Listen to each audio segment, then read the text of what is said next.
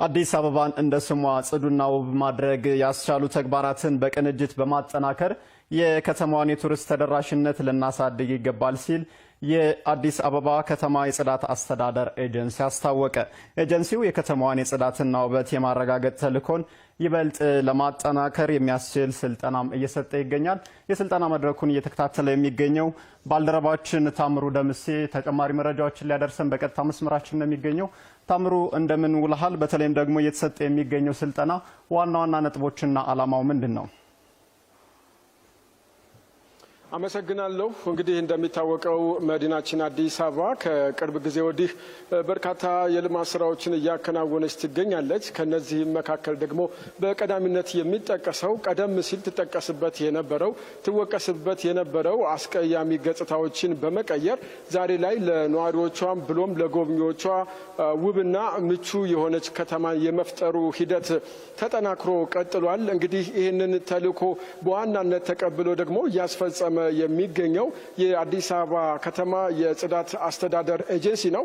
ይህ ተቋም ከተማዋን ውብና ጽዱ የማድረግ ኃላፊነት በአዋጅ ጭምር የተሰጠው ነው። እንግዲህ ይህንን ተልዕኮውን ነው የተሻለ ለማድረግና የከተማዋን ገጽታ በዘላቂነት ለማሳደግ የሚያስችሉ ተግባራትን ያከናውኑልኛል ሲል የሚመለከታቸው ባለድርሻ አካላት ላይ የስልጠና እየሰጠ የሚገኘው። ይህ ስልጠና ሁለት ነጥቦች ላይ ያተኮረ ነው። አንደኛው በዋናነት የከተማዋን ውብና ማራኪ ገጽታ ለማስቀጠል የሚያስችሉ ተግባራትን እንዴት እናከናውን የሚል ሲሆን፣ ሁለተኛው ደግሞ በተቋሙ የሚሰጡ አገልግሎቶችን ፈጣን፣ ዘላቂና በቴክኖሎጂ የተደገፉ ለማድረግ የሚያስችለውን ላይ ያተኮሩ ስልጠናዎች እየሰጠ ይገኛል። እንግዲህ በዚህ ስልጠና ላይ የመክፈቻ ንግግር ያደረጉት የአዲስ አበባ ከተማ ዋና ስራ አስኪያጅ ኢንጂነር ወንድሙ ሴታ ናቸው። ኢንጂነር ወንድሙ ሴታ በዚህ መድረክ ላይ የጽዳትና ውበት ስራ የዕለት ተዕለት ተግባር ነው፣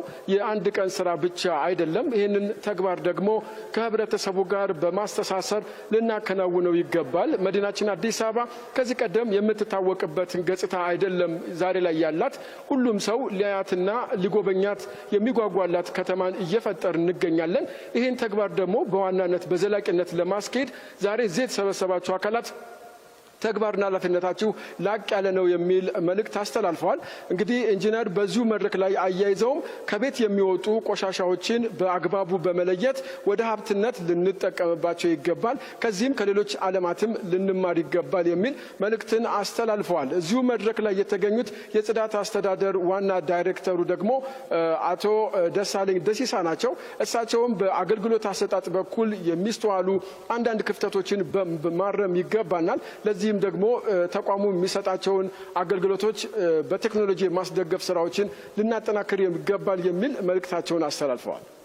መልካም። ምናልባት ከተማዋን በማዘመን ሂደት ውስጥ ደረጃውን የጠበቀ የጽዳትና ውበት ተግባራትን በቀጣይነት ለማረጋገጥ በሚያስችሉ ጉዳዮች ላይ በመድረኩ ምን ሀሳቦች ተነሱ? እንግዲህ ቀደም ሲል እንዳነሳሁት ንጉሱ በዋናነት የዚህ መድረክ ወይም ስልጠና ዋነኛ ዓላማው እየተከናወኑ የሚገኙ የጽዳትና የውበት ስራዎችን በዘላቂነት ማስቀጠል ነው። ይህ ደግሞ ከቤት ለቤት ከሚሰበሰበው ቆሻሻ ባሻገር ሌሎች ተጨማሪ ተልዕኮዎችም አሉብን። ይህ በተለይ አጠቃላይ የተቋሙ የሚሰጠውን አገልግሎት ማዘመን መቻል ይኖርብናል። የህብረተሰቡን አመለካከት ደግሞ ማሳደግ ይገባናል። ቆሻሻ ሀብት ነው የሚለውን አስተሳሰብ በአግባቡ የተረዳ ማህበረሰብ መፍጠር መቻል ይገባናል። በዚህ በግዴለሽነት አንዳንድ ቦታዎች ላይ የሚታዩ የቆሻሻ አወጋገድ ስርዓቶችን ማስተካከል ይገባል። ይህንንም ለማድረግ ደግሞ የአመራሩንም የባለሙያውንም ብሎም ደግሞ የህብረተሰቡን ግንዛቤ ማሳደግ ይገባል የሚል ሀሳቦች ተነስተዋል በመድረኩ። በዋናነትም ተልዕኮ ከዚህ የተቀዳ ይሆናል ማለት ነው። ከዚህ ባሻገር ነገ ከነገ ወዲያም ይህንኑ ስልጠና የቀጠለ ሌሎች አካላትንም ያሳተፈ የግንዛቤ ማስጨበጥ ስራዎች ተጠናክረው እንደሚቀጥሉም በዚሁ መድረክ ላይ ተመላክቷል። ንጉሱ። ታምሩ ደምሴ ላደረስከን መረጃ እጅግ አድርገን እናመሰግናለን። መልካም ቀን ይሁንልህ።